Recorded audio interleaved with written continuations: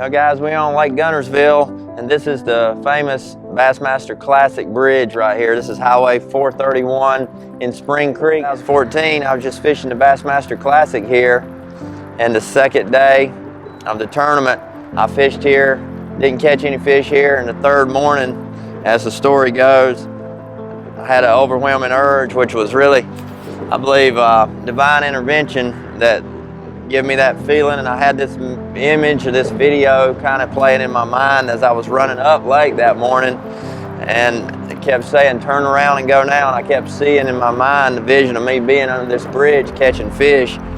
And I turned the boat around and came back here, and I was 9.5 pounds down in 11th place, really didn't have any chance of winning.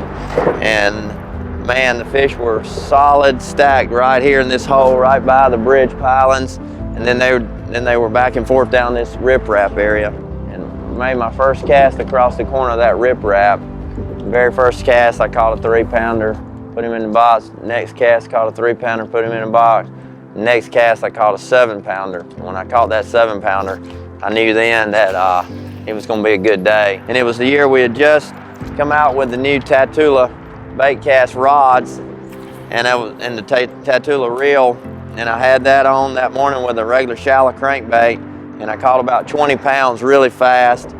Probably made a little move up the leaderboard. Didn't really think about winning, and then I changed to my Livingston crankbait, which is now my Howler, has my name on it after I won. Put that bait on for the first time ever, a prototype bait, and started back catching all the fish here that had suspended around this outside bridge.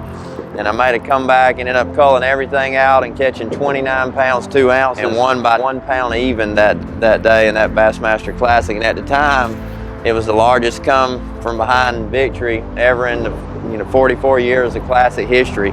So it was pretty cool. That was my childhood dream, my dream all of my life as a pro.